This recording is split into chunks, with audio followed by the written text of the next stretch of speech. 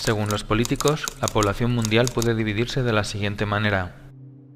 El 90% son borregos analfabetos que solo ven fútbol y son incapaces de desarrollar espíritu crítico. Un 9% son personas con educación y cultura, realizan profesiones útiles, están preocupados por el medio ambiente pero tienen bajos salarios y no tienen poder ni influencia. Un 1% restante se queda con todas las riquezas, destruyen los recursos naturales y explotan al 99%. Esta película pretende ser lo más objetiva posible, evitando cualquier juicio subjetivo u opinión dogmática que tergiverse los hechos. Esto es especialmente aplicable a los banqueros y a los políticos.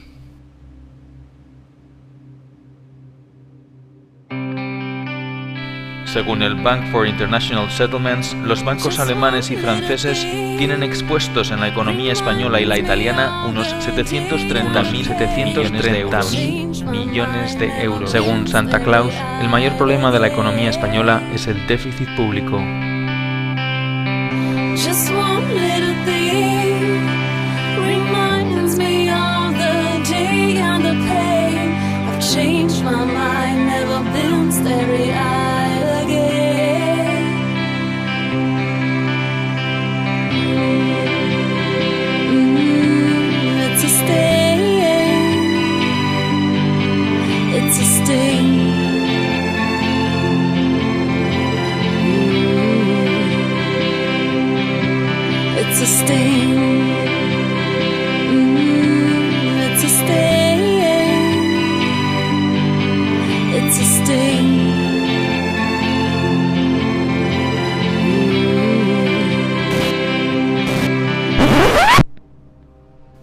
Bretton Woods. El 1 de julio de 1944, Estados Unidos convoca a 44 naciones que se reúnen en Bretton Woods.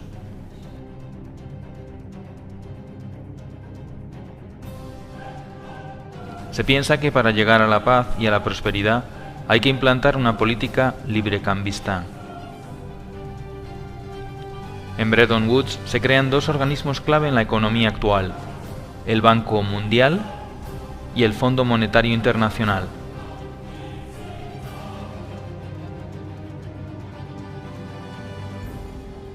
El Fondo Monetario Internacional tenía como misión conceder préstamos a países con problemas en la balanza de pagos. El Banco Mundial ofrecería préstamos para economías que hayan estado en guerra y que necesiten ayuda.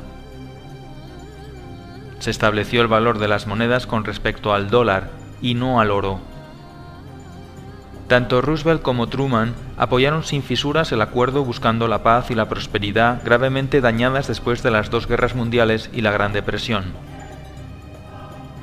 Rusia se opuso al tratado, al igual que la Asociación Norteamericana de Banqueros, los economistas Taylor Petty y John Francis Neyland y el banquero Latimer Gray. Todos ellos vaticinaron que si el Fondo Monetario Internacional se establecía en países con problemas económicos, éste terminaría teniendo un poder absoluto sobre las soberanías nacionales.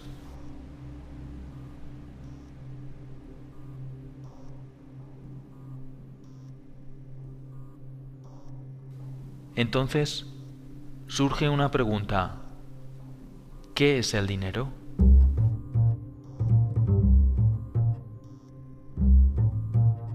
La mayoría de la población no sabe lo que es el dinero ni cómo funciona. De esa forma pueden ser engañados, manipulados y controlados fácilmente por los bancos y por los gobiernos. Antiguamente, el dinero era algo físico. Se utilizaba como forma de intercambio. Cualquier cosa podía ser dinero: una pluma, sal, conchas marinas, semillas de cacao, arroz, ámbar, especias, cobre o también los metales preciosos. Con el tiempo aparecieron las primeras monedas y luego billetes cuyo valor se referenciaba con el oro o con la plata. Como el oro era muy engorroso de transportar, se empezó a guardar en bancos y estos emitieron pagarés que valían lo mismo que el valor depositado en oro.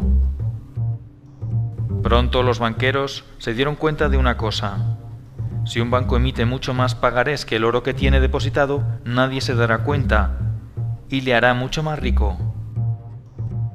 Este sistema se conoce como sistema de reserva fraccional. El banco solo tiene que tener una parte del dinero. Como hemos visto en Bretton Woods, hubo un cambio importante en el concepto de dinero. El valor del dinero ya no dependía de los depósitos de oro. Se podía crear dinero de la nada. Solamente el 5% del dinero del mundo existe en forma tangible como billetes y monedas. El resto del dinero son solo unos y ceros en un ordenador.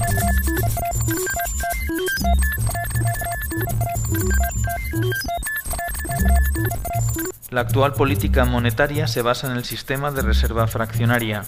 Este sistema consiste en que un banco tiene derecho a prestar el dinero de sus clientes al mismo tiempo que tiene la obligación de devolvérselo cuando lo reclamen. El dinero es creado todos los días por los bancos privados en una red compleja denominada de intermediación bancaria. Cada vez que alguien pide un préstamo, el banco emite un pagaré que de la nada se convierte en dinero. Aunque se crea el dinero de esta manera, el sistema está fuertemente regulado y se basa en la confianza. Para que esto sea posible, se establece un pequeño control llamado el requerimiento fraccional de reserva. El requerimiento fraccional de reserva es el límite que impone un gobierno para la creación de dinero mediante el coeficiente de caja. El coeficiente de caja indica el porcentaje de dinero que un banco debe mantener en reservas líquidas y se calcula mediante la siguiente fórmula. Según el reglamento 1745/2003 del Banco Central Europeo, el coeficiente de caja está en un 2%. Sin embargo, según el artículo 4, los depósitos a plazo a más de 2 años se les aplica un coeficiente de un 0%. Esto quiere decir que se puede crear dinero de la nada ilimitadamente sin generar depósitos de reserva. El único límite en el mercado interbancario será el definido por el efecto multiplicador del dinero, pero en la práctica no hay límite.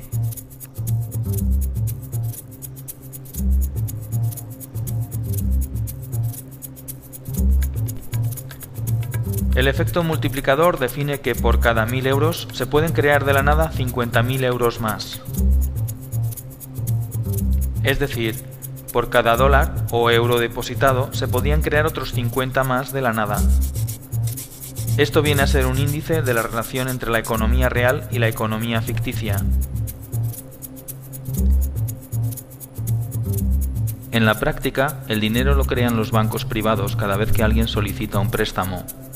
Es el prestatario el que aporta algo real, como por ejemplo su casa. Cuando un banco no puede pagar, se le rescata con el dinero de los ciudadanos. Cuando un ciudadano no puede pagar, se le echa a la calle con un desahucio legal y el banco se queda con la casa. Cuando los bancos no tienen dinero porque han agotado al límite su efecto multiplicador o bien porque su nivel de impago es muy superior, acuden a financiarse al Banco Central Europeo. El Banco Central Europeo es quien realmente hace la verdadera magia. Puede crear dinero de la nada y ponerlo a muy bajo interés y dárselo a los bancos. Ese dinero luego lo utilizan los bancos para especular, comprar bonos que el propio Estado tiene que devolver con mayor interés y prestarlo a intereses mucho mayores del 1%, generándoles unas plusvalías inmediatas por no hacer nada. De esta forma surge una pregunta ineludible. Si el dinero se crea de la nada solo en base a la deuda, ¿por qué los gobiernos no crean dinero y lo prestan directamente a las pymes y a las familias y así activar la economía? Sin embargo, estas operaciones solo benefician a los bancos y no a los ciudadanos. Surge así una nueva pregunta. ¿Por qué los políticos permiten que esto suceda?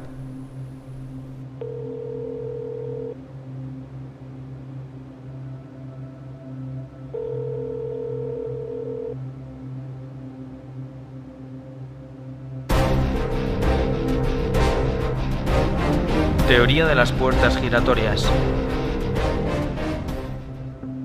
Los políticos gastan el dinero público en proyectos endeudándose, pidiendo dinero a bancos que crean el dinero de la nada, pero que cobran intereses haciéndoles un favor.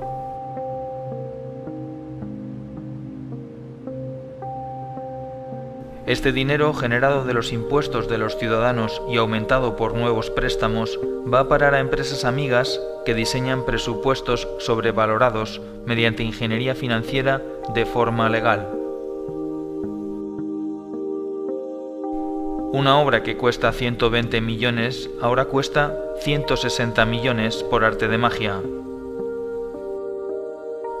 Los proyectos suelen ser obras públicas de gran calado y se vende la idea de que este tipo de proyectos mejoran la economía del país y son buenos para la gente. Cuando esta operación se hace bien no pasa nada, pero cuando se hace mal se descubren tramas de corrupción y pueden ser juzgados por la ley. Para que el sistema funcione y queden impunes, hay que manipular las leyes o bien comprar también a los jueces. Una vez que el político se queda con la diferencia, el dinero se guarda en paraísos fiscales lejos de cualquier control.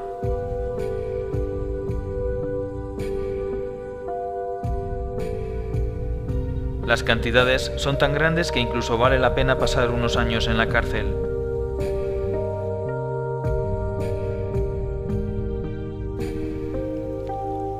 Para devolver el favor que los bancos hacen a los políticos, estos legislan haciendo que la banca siempre gane y organizando más tarde sustanciosos rescates con el beneplácito de las instituciones internacionales que están metidas en el ajo.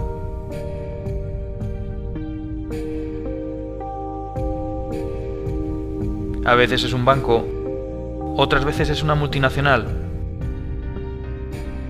otras una gran constructora. Con estas operaciones se genera un déficit público insostenible, que no es otra cosa que una deuda contraída de la nada a través de un banco. Todo se hace muy complicado para que nadie lo pueda entender. Obviamente, no hay dinero para pagar porque se han contraído deudas inabarcables. Se vende la idea de que hemos vivido por encima de nuestras posibilidades. Como solución, se acude entonces a un rescate. El Fondo Monetario Internacional rescata al país priorizando el pago de la deuda e incluso cambiando la Constitución. Pero para aprobar el nuevo préstamo, que también se crea de la nada, se exige al país que aplique unas medidas que garanticen el pago de la deuda. Las medidas van destinadas a esclavizar a la clase media mediante la bajada de salarios y el cese de los derechos adquiridos. Se privatizan los activos del gobierno y estos pasan a manos privadas, a precio de chollo. Una vez que los políticos acaban su mandato, se incorporan como consultores a alguna de las empresas o bancos a los que han hecho un favor.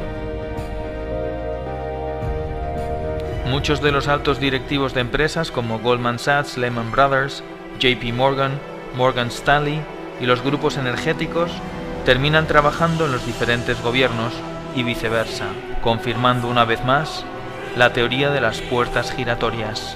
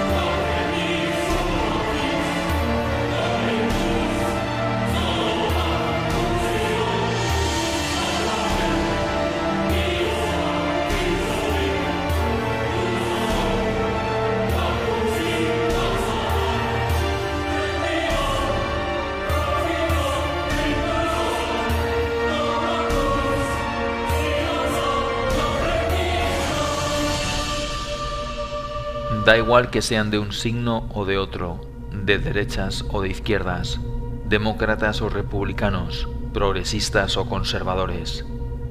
La realidad económica nos señala que los políticos, en lugar de prestar sus servicios a la ciudadanía, al 99%, la prestan al 1%. No es malo que la empresa privada y lo público estén conectados, pero es malo que los políticos trabajen solo para ese 1% y engañen al 99%, mientras ese 1% abarca la mayor y más contundente fortuna jamás amasada en la historia de la humanidad y la deposita, tarde o temprano, en los paraísos fiscales.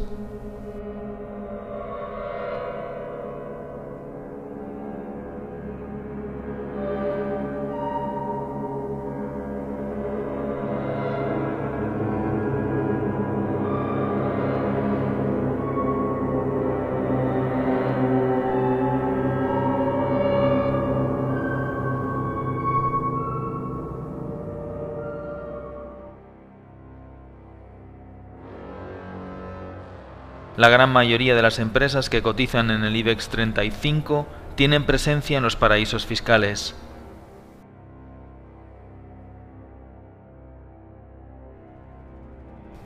Los países pobres pierden anualmente unos 160.000 millones de dólares por no recaudar impuestos a las multinacionales que operan en sus respectivos países. Según Eurostat, las inversiones financieras destinadas a los paraísos fiscales provenientes de la Unión Europea en el año 2011 ascendieron a 58.900 millones de euros. Según The Global Financial Integrity, en el año 2009, los flujos de capital que acabaron en paraísos fiscales fueron un total de 903.000 millones de dólares.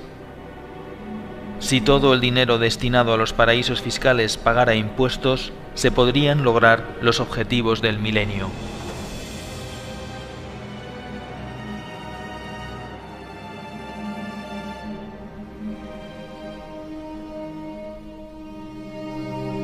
Como hemos visto, el principal problema de la economía no es el déficit público, ni siquiera la deuda. Todos esos males no son problemas, son consecuencias. El sistema financiero y las corporaciones multinacionales, al no encontrar un límite a su actividad, han corrompido el sistema político sometiéndolo a sus intereses, dando la espalda a las personas, creando un mundo cada vez más absurdo y esclavizante. Los políticos trabajan para los lobbies financieros, dejando al ciudadano cada vez más indefenso y pobre.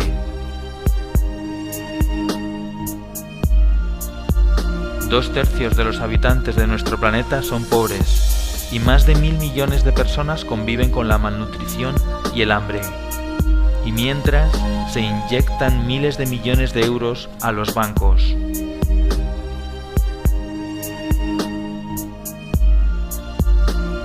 ¿Cómo es posible? El 99% de la población está cada vez menos protegida y es más vulnerable a ser explotada y padecer una miseria económica perpetua.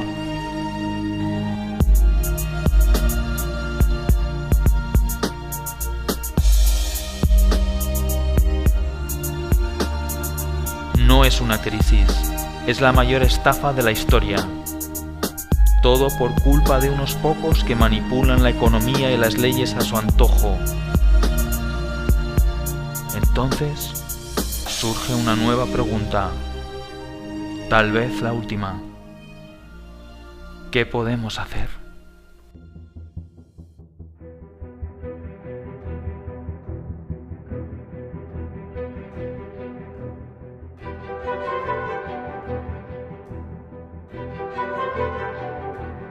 Creación de una tasa sobre operaciones financieras del 0,1%. Establecer un sistema de deuda odiosa para los casos de corrupción con un tribunal independiente que lleve a cabo auditorías sobre la deuda y sus acreedores. Acabar con el secreto bancario. Limitar la actividad de los paraísos fiscales mediante impuestos al capital circulante del 30%. Presionar a los partidos políticos para que reorienten sus políticas a favor del bienestar de los ciudadanos. Apoyar asociaciones que persigan una justicia más independiente del poder político y económico. Utilizar la banca ética. Presionar y participar en las organizaciones sindicales para contrarrestar el poder de las multinacionales y de las reformas laborales. Participar y apoyar organizaciones que fomenten la solidaridad y el comercio justo. Pon en marcha una iniciativa legislativa popular. Entérate de cuáles son las condiciones concretas en tu país. Participar y apoyar organizaciones que protejan el medio ambiente y propongan un modelo de crecimiento sostenible. No votes a los partidos mayoritarios. Lee libros e infórmate sobre la realidad. No te creas lo que te dicen los medios de comunicación, la mayoría están comprados. Piensa que la pasividad y el escepticismo son cómplices de la corrupción. Afíliate a un partido con el que estés en desacuerdo y trata de cambiarlo desde dentro. No utilices la violencia, utiliza la cabeza. Somos el 99%. Tenemos mecanismos para contrarrestar el poder. Somos más fuertes. Somos más. Es hora de entrar en acción.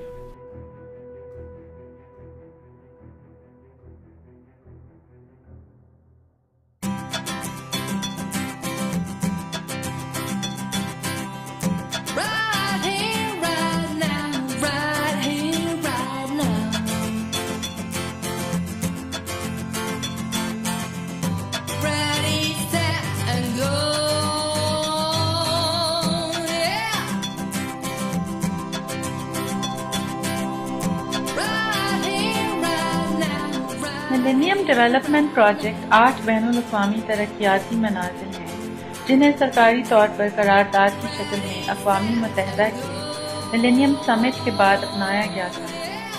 ये millennium summit अक़वामी मुत्तहिदा की millennium declaration के बाद करार पाया था। अक़वामी मुत्तहिदा के 193 रुकन ममालिक और तकरीबन 23 बैनुल-अक़वामी इदारों ने मुतफ़क्का तौर पर इस करारदाद पर हामी भरी थी और इस बात पर मुत्तफ़िक हुए थे कि इन मनाज़िल को सन 2012 तक कामयाबी की राह पर लाया जाएगा। ये मनाज़िल ये हैं: 1. भूख और गुर्बत को जड़ से उखाड़ना। 2. तालीम का बुनियादी हक़ दिलवाना। 3. जिनसी तवाज़ुन और मुसावात को आगे बढ़ाना और औरतों को उनके हकूक़ दिलवाना और इनको इख्तियारात देना। 4. नए पैदा बच्चों की शराह अमवात में कमी लाना। 5. जच्चा और बच्चा की सेहत को बेहतर बनाना। 6. मलेरिया और एड्स जैसी मौलिक बीमारियों का मुकाबला करना। 7. माहौलियात को यकीनी सूरत देना। 8. दुनिया भर में लोगों को तरक्याती हिस्सादारी देना।